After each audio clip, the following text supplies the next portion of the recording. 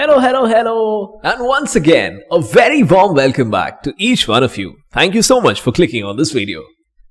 So today we present to you a very controversial yet a very hot topic that is being discussed by every cricket watcher in India at the moment. That's right, which is the selection of Virat Kohli and Rohit Sharma in India's T20 setup yet again. It did surprise quite a few of us, but quite a few were very happy. A few were indifferent, and a few, like me, had mixed reactions. This is because the BCCI took a complete U-turn from its own decision that it had taken post the debacle in the 2022 T20 World Cup, which was to bring in youngsters now in the T20 format, because T20 is like a constantly evolving format which needs players who can take risks, who can go big right from ball one. So the plan was that Hardik Pandya, who had won an IPL with the Gujarat Titans, and his man management skills, his leadership skills were appreciated by everyone.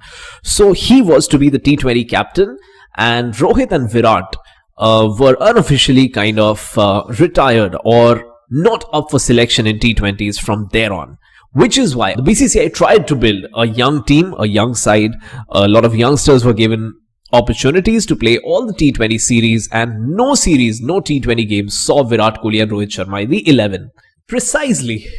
So it itself had made this decision, and now it's going back on its decision. Whether it turns out to be the right decision or not, only time can tell. I personally am very happy about it. I am excited to see them again in T20 cricket. I am elated about the fact that Virat Kohli, the modern day T20 great, the best T20 batter of all time in my opinion, is back into the Indian side and now has a chance to lift the World Cup trophy. And right now, as Indians, we just hope that this time the blend of the experience, the fantastic ability of Virat Kohli and Rohit Sharma, and the young blood, the excitement, the passion, the vigor of the youngsters really creates some kind of an explosion in this World Cup.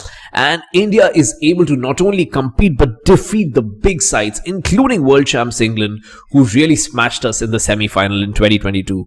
So I think with Virat at number 3, Rohit Sharma at the top, and the youngsters such as Yashasvi Jaiswal, Rinku Singh, I think the side is more than ready to give us some very pleasant surprises in this World Cup. And we as fans could finally get to see Rohit Sharma and Virat Kohli together lifting a World Cup trophy. So I, on this matter, really feel that once the BCCI had decided to look past these two players and of course a few other players from this set, they should have gone ahead with that. And because they tried a lot of series with the new younger generation of players who did pay off at times and who did not pay off at times as well. But I think the T20 format is it's such a fast-paced format that you need players who are younger, who are fresher, and who do not fear taking risks. I do not mean that Virat Kohli and Rohit are fearful, but the fact is that because they are big names, there's a weight that comes with their wickets. So they don't throw away their wickets. They at times take their time to get set, to play those few deliveries in the very beginning, and thereafter do they start playing the big shots? Do they go for the 6s and 4s? Virat Kohli rarely does hit those 6s, but yeah, he's very quick on his feet and he runs those doubles, those triples. He hits a lot of boundaries. So that is of course there, but in my opinion, I think it was time to look past them and move to a fresh, younger generation of players who also could have failed in the World Cup, but then I would rather want to fail with a younger set of players than the same players who failed in 2021 and 22, and of course a lot of times prior to that. I understand that Virat Kohli was phenomenal in all these tournaments, but the fact is true that India did not win any of these World Cups. Well, I'll have to completely disagree with you, because I am convinced that if we have the best two players of Indian cricket at the moment at our disposal, why should we not use them? Rohit Sharma is that man who's won 5 IPLs as a captain, and the day he fires with a bat, he can put all bowlers to shame and the bowlers will have nowhere to hide. And Virat Kohli, of course, the OG, he is the guy, he is the man who can smash the ball, who can play at all different gears, from gear 1 to gear 5. He knows when to change the gears. And he can finish off games, whether it's chasing, whether it's batting first. I think Virat Kohli is the modern day maestro in T20 cricket. And with the kind of innings that he has played over the years, in T20 World Cups, and 2014, 2012 as well, 2016, 2021 was a bit off, but then he was the savior in the game against Pakistan, mind you. He was the one who ensured that we got to a respectable total. And in 2022 as well. The Pakistan game was a lost game. There was, for 90% of the game, they were the clear winners. But he snatched victory from the jaws of defeat. So I think there can be no Indian 11 at the moment without Virat Kohli in it. See, fact is, Virat Kohli did his best every time. And by his best, I mean he was the best. Not only in the Indian team, but in the tournaments. Mind you, Virat Kohli was the best batter in the tournaments. He won the Player of the Tournaments award. So he continued to do his work. He carried the responsibility of the entire nation, of the team, on his shoulders. But unfortunately, the other batters did not respond to that. And he didn't get enough support. Still, he managed to win games on his own. Still, he managed to do his job with utmost responsibility. I think what more can we ask from a player? You know, Virat Kohli has done everything possible. And still we doubt his potential. Even in this year's IPL, the 2023 IPL, Virat Kohli scored back-to-back hundreds. Yes, he's again back to playing the best T20 cricket of his life, is what he himself stated in a post-match presentation in the IPL. So I don't see any reason, apart from bias, to remove Virat Kohli from the T20 team. And I understand youngsters may be very good, they deserve opportunities, they have got opportunities, not that they haven't, but nobody's been anywhere close to where Virat Kohli is, or even where Rohit Sharma is. And the bottom line is, bringing in youngsters does not guarantee that we'll win World Cups. In fact, having a Virat Kohli still gives you a lot of chance. No, I'm not saying that India would have won. See, India probably cannot win in the West Indies. I too feel that regardless of which side you send, whether it's an experienced side with Virat Kohli, Shami, Rohit Sharma, or whether you go for the youngsters, you are probably going to lose.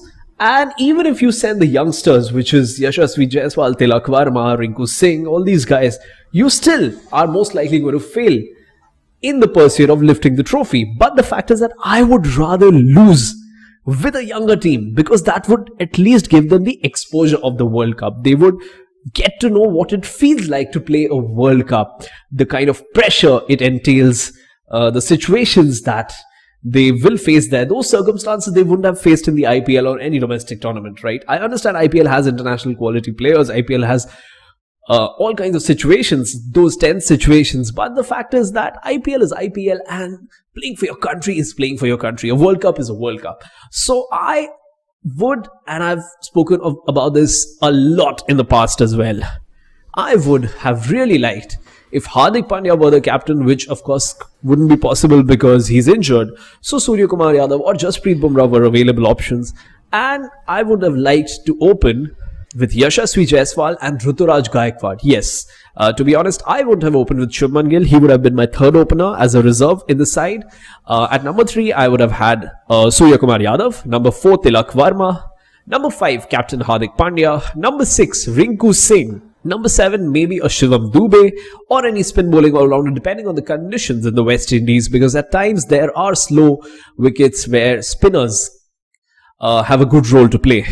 So, and then of course some fast bowlers, which could be Jasprit Bumrah, Yuzi Chahal or Ravi Bishnoi, another some good fast bowler from the IPL. But I would still be wary of going with Mohammad Siraj, because he's already playing the Test and the ODI format. So looking at someone who's a T20 specialist, and definitely I wouldn't have gone with Mohammad Shami. I completely get your point. But see, fact is that for big tournaments like the World Cup, you need big players. You need big match players like Virat Kohli, like Rohit Sharma. Like it or not, Rohit Sharma may not have performed as a batter in the last few years, but Rohit Sharma's ability is unmatched. Rohit Sharma is that one single captain who won 5 IPL trophies. Remember, 5 IPL trophies within a span of 8 seasons. Is there any other captain who has done this? MS Dhoni too did take more seasons to win the 5 trophies.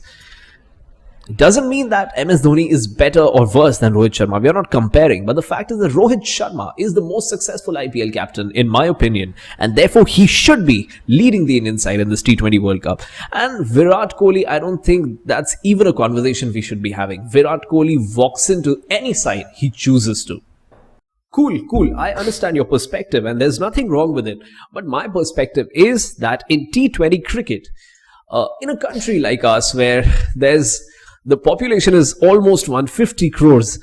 There are so many cricketers. We cannot say that we don't have enough good cricketers to play for the country. We have so many. So why play with the same set of players in every format? They are phenomenal in Test cricket. They are phenomenal in one-day cricket. In T20 cricket, in my opinion, they are somewhere behind the world, the rest of the world, the way Australia is playing, the way England is playing, the way the other teams will play. We will see in the World Cup. We have seen in 2022, right? We got 169 in the semi-final against England. Hardik Pandya played that phenomenal knock in the end to finish. And 169 weren't enough at the end of the day. England chased it so easily without losing a single wicket. I understand that our bowlers too did not do their role, play their role well. But they needed a bigger, larger score. Well, I think 169 wasn't a bad score. 169 was a par score in my opinion, and we had the bowling, we had the bowlers, we had the ability to restrict England, but we just didn't bowl good enough on that day, which happens. On certain days you do your best, on certain days you're not able to do your best, and you learn. So I don't think 169 was a low score, and I think the match situation was such that Rohit Sharma was struggling since the very beginning. KL Rahul got out early on. Surya Kumar Yadav, who was supposed to accelerate, who had the role to attack, failed in that innings, right? Because he had the pressure of the semi-final. So Virat knew that he has to bat through. He knew that he has to bat deep and finish the game. He has to bat deep and ensure that Hardik Pandya and Rishabh Pant get a good finishing launch pad, which Virat did very well. Because of which Hardik was able to finish off well and India got to 169. But unfortunately, England were too good on that day and our bowlers weren't as good as our batters. In 10 overs or so, we were around 65 or so. Virat Kohli, Rohit Sharma. Rohit Sharma, to be very honest, in the last few T20 World Cups, he hasn't performed at all. In IPLs also, he has not been performing. He's not been living up to his reputation. Yet he's being selected just as a captain in this World Cup. And given the kind of way he batted in the World Cup, in the 2023 ODI World Cup, of course, if he's able to provide those kind of starts, that will be amazing for the side. And I don't think any other opener can do that for India if he's able to replicate that in the T20 format. But the fact is that how is he selected in T20s? On what basis? Can you answer that? Yeah, of course his captaincy. I'm not denying that. Of course he's in because of his captaincy. But I think his captaincy speaks volumes of his ability. And that is definitely one of the main reasons to pick any player if he's that good a captain. And also, see, Virat Kohli is someone who's going to be very consistent. He's going to play in the gaps. He's going to score runs. There's no doubt about it. The doubt I have is about the strike rate. I'm not saying he's not capable, but because he puts a price to his wicket, he takes his time. While the other batters who play quicker may not be as consistent, but the day they score, they'll play match-winning knocks. Virat Kohli too does play match-winning knocks. I'm not denying that. But he's not someone who will single-handedly take matches away by playing at a high strike rate the way he did in 2016 IPL, where he was playing at strike rates of 200 and more than that. That we haven't seen him do after that. While the T20 World Cup game at MCG against Pakistan, I don't think any other batter in the world could have rescued a side from the position India was in, except for Virat Kohli. So, of course, credit is given where it's due. But I hope the viewers understand my point. He certainly isn't. I honestly am convinced that there is no youngster. I don't see any youngster in the IPL, in the domestic circuit, anywhere, or even in the few international series that we've seen, who can replace Virat Kohli or perform better than him, win games for India. Or games is okay, but winning tournaments for India, I don't see anybody even close to Virat. Last year in 2023, we saw that I think qualifier 2, RCB versus Gujarat Titans. RCB got some 197 or so. Virat scored 100, which was his second consecutive 100 in the IPL. 101 of 61. Gujarat chased it down. Why? Because Shubman Gill played a knock of 104 of 52. That is the difference what I'm talking about. 101 of 61 is a fantastic knock. But did it end up to be a match-winning knock? No. What ended up being a match-winning knock? A strike rate of 200. Shubman Gill, 104 of 52. While if you compare the quality of the two innings, if you compare the quality of the two batters, there's no comparison. Virat Kohli is ultimately supreme. But the fact is that Jo jeeta wahi Sikandar. So Gujarat Titans did win that match. And similarly, in T20 cricket, it is not traditional cricket. It is not the cricket skills. It is not how great you are a batter or bowler. What matters? What matters is how much you can slog. I hate the format. I completely agree with the fact that it is not genuine cricket, which is why a genuine cricketer, a legend like Virat Kohli, is somewhere being depreciated in that format, and therefore he should only play the formats that are more of genuine cricket, which is Test cricket and one-day cricket. I rest my case. Yeah, I completely agree with that fact that somewhere batting prowess, batting skills, ability and class is not appreciated enough in T20 cricket. T20 is not the format for classical cricket. You don't get appreciated enough no matter how great a technique you might have. But I'm also sure that Virat Kohli has definitely created a niche for himself in T20 cricket, single-handedly winning knockout spots for India, semi-finals, finals, booking that slot for India single-handedly. Even if nobody else was performing, he himself made it happen for India on so many occasions, time and again and again. And Rohit Sharma too, the only person in this present setup, Indian team setup, who was in that 2007 inaugural T20 World Cup, who won that World Cup. He was very good as a lower middle order batter, but he's also been excellent for India as a T20 opener. He has 100 of 30-35 deliveries, and the day he fires, he's going to win games single-handedly. He's going to smash all the bowlers outside the park. So I will rest my case saying that we do need Virat and Rohit, but we also need youngsters. This blend will together make wonders happen for India. I think that's all for today. Please do comment what you believe in, whether it's what I feel or what he does. Please do subscribe, like or share or do all of them. Thank you very much for watching. Bye-bye. Thank you. Bye-bye.